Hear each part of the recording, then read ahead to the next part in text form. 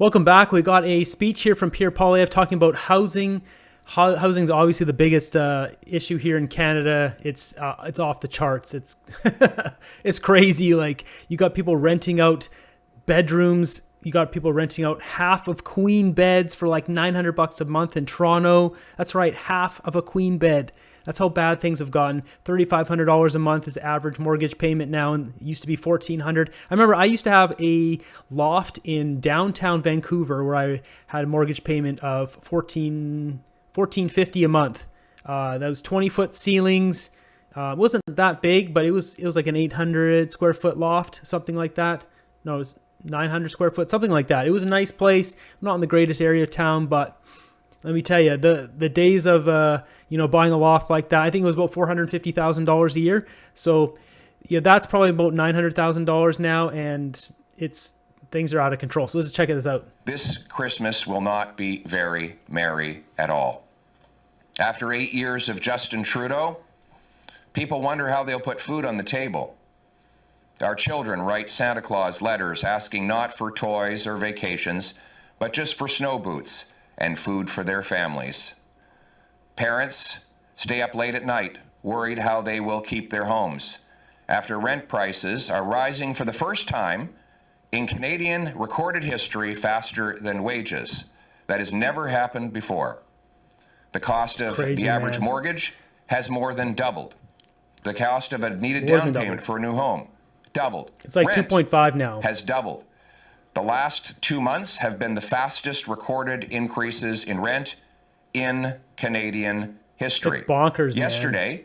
Justin Trudeau's own housing agency was asked if the government has a plan to close the 3.5 million home gap in our housing supply, and they answered no. So something to note about that too. So he just said the number 3.5 million houses is what we're short. Now, if you think about what the Trudeau government's doing right now, they're bringing in 500,000 immigrants every year, and they have that plan for this year, 2023, till the end. We're almost done. Then 2024, 25, and 26. They think they're still going to be in power. No. But anyways, 500,000 for each year. Plus, what was it, 500,000 last year and 1 million before that? So we brought in a lot of people, but the problem is we never built houses we're probably not even building enough houses for Canadians, let alone the immigrants coming in. And that's where that 3.5 million deficit of homes is. So if you think about this too, so I used to run a notary office with my ex-wife in Vancouver. I used to be in the back of the office. It was, basically, my ex-wife is Chinese. She spoke Mandarin, Cantonese, and English. I did all the numbers and the accounting and running all the checks to the bank and all that kind of stuff. So we did about like $10 to $12 million a month of real estate in and out of the business. We would get a lot of foreign buyers, mostly foreign buyers, almost all. It was probably like 90-something%. You'd get guys from Shanghai coming in, buying 3 or 4 houses, Beijing, 3 or 4, 5, 6 houses in a weekend and going back. And it was a disgrace that was allowed. Now they put in a temporary pause. So think about that. We have a deficit of 3.5 million houses that we need to even just get to zero. We're bringing in 500,000 people every year, and we have this temporary pause, which is only 2 years. So that 2 years began a year ago or so. And that temporary pause is only in major metropolitan areas. It's not in other areas. So pretty sure that Chinese buyers can go and buy businesses and farms and that kind of stuff. And that's the last people. We don't want foreign buyers buying up our farmland. Like, what kind of crap is that? We should have 100% ban on foreign buying. Like, why do we need that? We don't. I can't go to China and buy land. Why can, it should be reflected of the country. Like, for example, we'll get back to the video here in a second. If you go to Thailand, I could go there and buy a condo, but you can't buy anything with land. You can't buy a house. I can buy a condo only in a building that has less than 50% Thai people owning in that building. So it has to be predominantly owned Thai building, at least 50%. So there should be rules, and that's how Canada should operate. We should only offer what that country offers to us. So we should offer that to Thailand, and China, I can't buy land, so they shouldn't buy land here. It should just be reciprocated. I think that's fair. Or it just 100% ban. We don't need foreign people buying up our stuff. But anyways, that foreign buying is going to come to unless they extend it, it's going to come to an end soon, and you'll have more, rich Beijing buyers coming in, buying all the houses again, with 500,000 people coming in every year, which are rich immigrants and we've got a deficit of houses. It's not a good situation. This was not an opposition MP accusing the government of not having a plan. This was Justin Trudeau's own housing agency after 8 years, as though he hasn't had time to come up with a plan.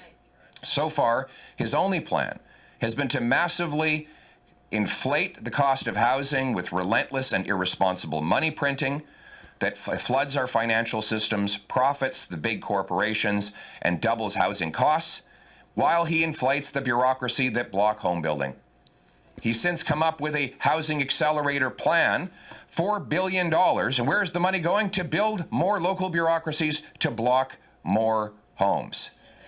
And while Canadians can't afford their rent or even dream of buying a home, now they worry they won't be able to feed their families at all. So if you think about the housing situation in Canada, think of it as like a big skyscraper, and at the top you got all the millionaires and multi-hundred million, 200-300 millionaires like at the top. And what Canada does is we bring in all the immigrants that have lots of money because we don't want to burden our system with really poor immigrants. So that's how they operate it. And so they bring in people with a lot of money. Most of them right now, I think, are coming from India and China. And so these people come in and they actually go in kind of somewhere in the middle of the tower or towards the top because they have lots of money. So you think about that, they're the ones buying those houses for whatever, $800-900 million, $800,000, whatever. Most Canadians don't have, aren't able to get mortgages for $900,000 unless you're in the tech industry and you're making really good money. So what that does is then the people who are up there who have those houses that they bought when they're $200,000, and they're struggling with their mortgage payments because now they're $5,000-6,000 a month, they sell that house and they buy something cheaper. And those people who had the cheaper houses, they're selling their house and buying something cheaper, or they're moving to renting because they can't afford their mortgage anymore. And now those people who are moving to rent those houses at the bottom who used to own a house, they're often going into a house that was a reno eviction. People getting pushed out and they're like, oh, we need to renovate. And then what they do is they take the $1,000 a month rental and they're turning it into a $2,000 or $2,500 a month rental. That now the person who used to own a house is now renting that. And then those people, they're getting pushed out onto the street. That's how our system is working in Canada. And those people either have a choice to sleep in a tent, or it's the plumbers, the doctors. I actually have seen there are some doctors, the plumbers, like mechanics, nurses, people with good jobs, obviously not doctor level. Usually, I did see there was a doctor who was sleeping in his vehicle.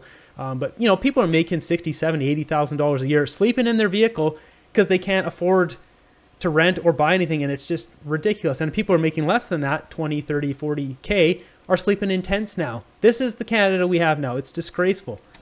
Justin Trudeau has presided over the doubling of food bank use in Toronto. Nationwide, 2 million visits, a record-smashing number of people lined up in 1 month to go to food banks.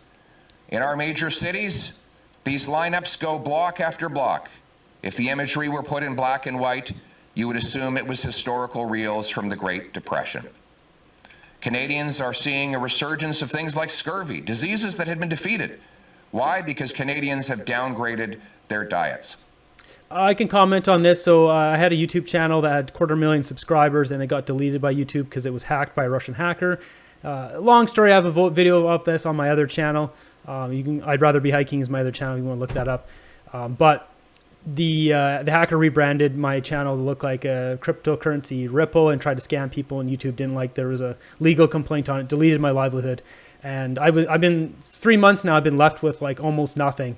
I built that over 8 years. And so what does it have to do with what he just said? Well, I can't buy produce. It's too expensive. So a few tips for anyone out there. If you really are struggling, there's a guy who did the potato diet.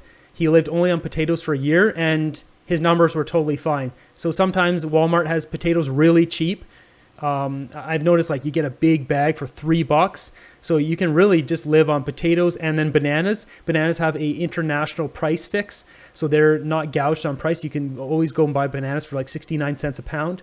So between bananas and potatoes, you get most of your nutrients. But I have noticed I've gone a little crazy because I don't have like the citrus, the oranges and apples and that kind of stuff. Another little tip, if you go to Walmart, that's where it is around here. I know on the on the East Coast, you guys have different things, but at least in my Walmart, check your grocery stores. There'll be bags that are like discount produce often. And Walmart, they put in like all their fresh produce into these $1 or $2 bags. and they put them on a rack on the side just to get rid of them when a new shipment comes in. So often those are not bad. It's just they need to get them out of there. The only ones that are bad usually are the avocados. They're just always overripe. But when there's oranges on there, I buy all of them. I stick them in a freezer, and then I just slowly bring them out. And that's how I'm kind of getting my fix and fending off the scurvy. So hopefully that gives you a few tips to help you guys out. They pay more for smaller and smaller portions that they buy at their grocery stores. Canned foods like that. There are now 30 homeless encampments in Halifax alone. We would have imagined these homeless encampments, and they're increasingly filled with people who have jobs. We have nurses who live in vans and carpenters who live in parking lots. That is the Christmas that Justin Trudeau has brought us after 8 years. And what is his plan now? His solution? To quadruple the carbon tax. Not just on the gas that you put in your car or the heat that warms your home, but on the farmers and the truckers who bring us our food. Yesterday, after manipulation and intimidation by Justin Trudeau, Liberal senators voted to gut a common sense Conservative bill that would have taken the tax off of our farmers. It's disgraceful, man. Disgraceful. Just in time for Christmas, Justin Trudeau has ensured that your turkey dinner will have a big, fat, growing carbon tax caked on top of it. That is not part of the recipe for turkey dinner that Canadians were looking for. Yeah, it's disgraceful. But yet, late yesterday, there were those Liberal senators who had received personal calls from Justin Trudeau, intimidating calls from a prime minister who claimed that he would respect the independence of the Senate. I have another video where one of these Conservative ministers was calling him a liar because he's been in the House of Commons. He got thrown out. You can check out that one. But basically, the farmers he's been talking to a lot of these farmers, and they say their carbon tax is through the roof. And, it often makes up a huge portion of it. Like just my last gas bill, like I think it was $60 in just gas, and the $60 was $40 of that was carbon tax. And if that was 2 months ago. So my last one here, which I'm getting soon, is like $110. And it's not even that cold here. I'm on Vancouver Island. So I feel bad for a lot of you who are basically anywhere else in Canada, because I live in the warmest place on Canada here. But once we get into January and February, it's going to get really cold here, kind of like the rest of you guys. And it's just carbon tax is going to kill us. Has now stepped in to make sure not only that Canadians continue to pay the tax, but that it goes higher and higher still. Well, I've got news for Justin Trudeau. You've ruined Christmas for Canadians. Common sense Conservatives are going to ruin your vacation as well. We are going to put in thousands of amendments at committee and in the House of Commons, forcing all-night, round-the-clock voting to block your $20 billion of inflationary spending and the rest of your economically destructive plans until you agree to our demand to take the tax off farmers, First Nations, and families. You will have no rest until the tax is gone. Yeah.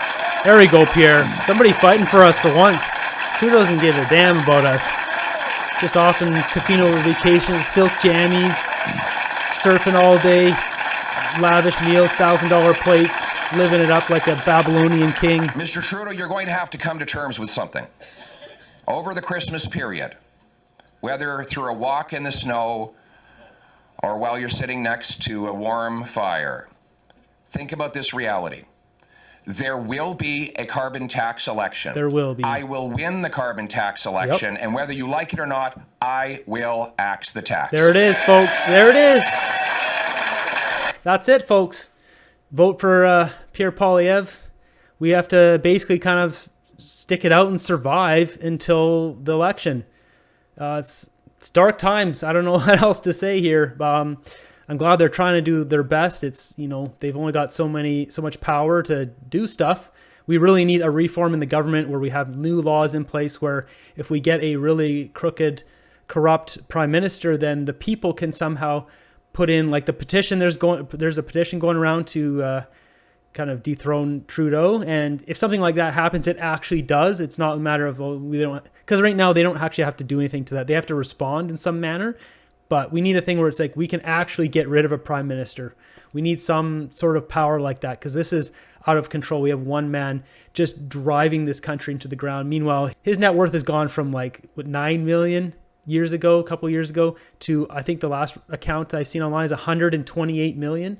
Despite his salary only being like 400K a year. That math doesn't add up. So anyways, I don't know. It's we just got to keep fighting it out, guys. Hopefully you guys stay warm, stay fed. I'll see you in the next one.